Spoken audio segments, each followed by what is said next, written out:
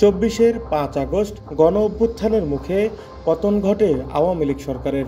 প্রধানমন্ত্রীর পদ থেকে পদত্যাগ করে দেশ ছাড়েন শেখ হাসিনা। আন্দোলনের সময় আইনশৃঙ্খলা বাহিনী, আওয়ামী লীগ ও তার অঙ্গ সংগঠনের ক্যাডারদের হামলা ও গুলিতে নিহত ও আহত হন অসংখ্য মানুষ। জাতিসংঘের প্রতিবেদন অনুযায়ী ১৪০০ মানুষ নিহত ও ২৩,০০০ জন আহতের তথ্য জানা গেছে। এখন পর্যন্ত আন্দোলনের সময় হত্যা ও হত্যাচেষ্টার অভিযোগে রাজধানীর ৫০টি থানায় মামলা দায়ের হয়েছে ৭৬০টি। এসব মামলায় আসামি করা হয় সাবেক প্রধানমন্ত্রী শেখ হাসিনা সহ শীর্ষস্থানীয় কয়েক হাজার নেতাকর্মীকে।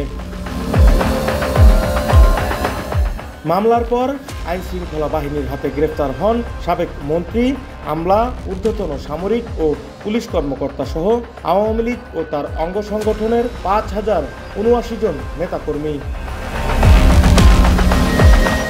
পুলিশের প্রসিকিউশন বিভাগের এডিসি প্রশাসন মাইনুদ্দিন চৌধুরী বলেন, ২৪-এর অভ্যুত্থানের পর হত্যা ও হত্যাচেষ্টার অভিযোগে দায়ের করা মামলায় আওয়ামী লীগের বাইরে সাবেক ২ আইজিপি সহ গ্রেফতার রয়েছেন মোট ২৩ জন পুলিশ সদস্য। এসব মামলাগুলো বর্তমানে তদন্তাধীন রয়েছে বলেও জানিয়েছেন তিনি।